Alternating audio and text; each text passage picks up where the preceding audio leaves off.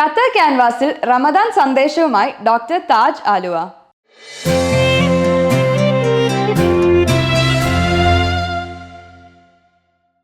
റമദാൻ വ്രതം എന്ന് പറയുന്നത് വിശ്വാസികളെ സംബന്ധിച്ചിടത്തോളം ഒരു ആരാധനാ കർമ്മമാണ്. പക്ഷേ ഈ ആരാധനാ കർമ്മത്തിനപ്പുറം ഒരു മനുഷ്യൻ്റെ ജീവിതത്തെ മുഴുവൻ നിയന്ത്രിക്കുന്ന ഒരു സ്വയം നിയന്ത്രണം ഏർപ്പെടുത്തുന്ന ഒരു കർമ്മം കൂടിയാണത്.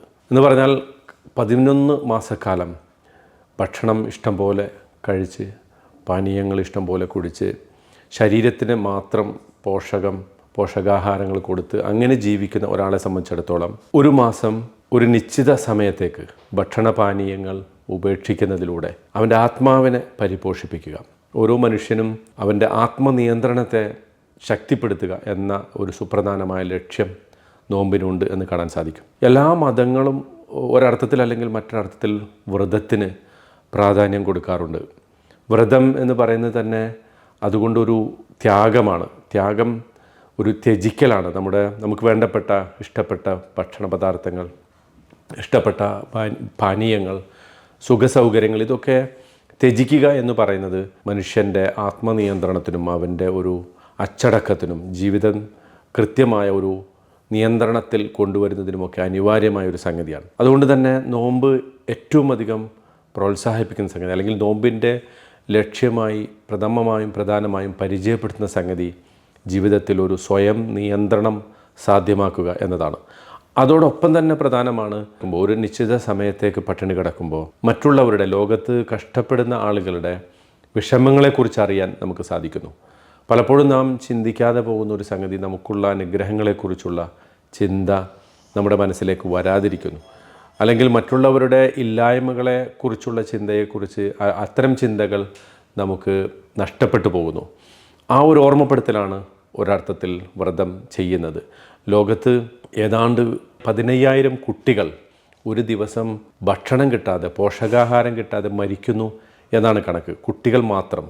അതിനപ്പുറത്തേക്ക് വലിയ മനുഷ്യരുടെ അല്ലെങ്കിൽ സാധാരണ മനുഷ്യരുടെ ദാരിദ്ര്യത്തിൻ്റെ കണക്കുകൾ അതിനേക്കാൾ ഏറെ ഞെട്ടിപ്പിക്കുന്നതാണ്. നാം ഒരു നിശ്ചിത സമയം ഭക്ഷണപാനീയങ്ങൾ ഉപേക്ഷിക്കുമ്പോൾ ഇല്ലാത്തവരുടെ വിഷമങ്ങളെക്കുറിച്ച്, അവരുടെ പ്രയാസങ്ങളെക്കുറിച്ച്, അവർ അനുഭവിച്ചുകൊണ്ടിരിക്കുന്ന, അവർ കടന്നുപോയിക്കൊണ്ടിരിക്കുന്ന ജീവിത യാഥാർത്ഥ്യങ്ങളെക്കുറിച്ചുള്ള ഒരു ബോധം നമ്മുടെ മനസ്സിലേക്ക് കടന്നു വരുന്നു. ഇത് അവരെക്കുറിച്ച് ചിന്തിക്കാൻ, അവരുടെ ജീവിതത്തെക്കുറിച്ച് ആലോചിക്കാൻ, അവർക്ക് വേണ്ട പിന്തുണ നൽകാൻ, നമ്മളെക്കൊണ്ട് കഴിയുന്ന രൂപത്തിൽ അവരെ സപ്പോർട്ട് ചെയ്യാൻ, അവരുടെ ജീവിതത്തിലെ പ്രയാസങ്ങളെ, കഷ്ടപ്പാടുകളെ, വിഷമതകളെ ദൂരീകരിക്കാൻ നമുക്കെന്ത് ചെയ്യാനാകും എന്ന ഒരു ചിന്ത ഓരോ വ്രതാനുഷ്ഠാനം നടത്തുന്നവരിലും വ്രതാനുഷ്ഠാനം നിർവഹിക്കുന്നവരിലും അത് കൊണ്ടുവരുന്നു.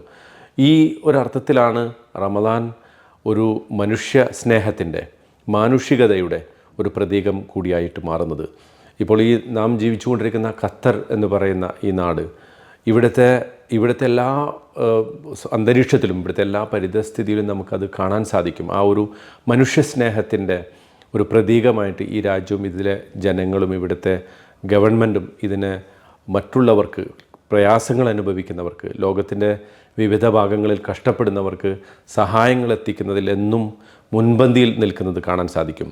ഉദാഹരണത്തിന് ഇപ്പോൾ ഫലസ്തീനിലൊക്കെ നടക്കുന്ന സംഘർഷത്തിൽ അവിടുത്തെ പ്രയാസം അനുഭവിക്കുന്ന ജനതയ്ക്ക് അവരുടെ യുദ്ധത്തിൽ നഷ്ടപ്പെട്ടു പോയ കെട്ടിടങ്ങളും അതുപോലെ തന്നെ വീടുകളും ജീവിതായോധന മാർഗങ്ങളുമൊക്കെ തിരിച്ചു പിടിക്കാനും അവരെ പിന്തുണക്കാനുമായിട്ട് ധാരാളമായി അതിരില്ലാത്ത സഹായം നൽകുന്ന ഒരു രാജ്യമായിട്ട് ഖത്തർ ഇന്ന് ലോകത്ത് അറിയപ്പെടുന്ന ഒരു രാജ്യമാണ്.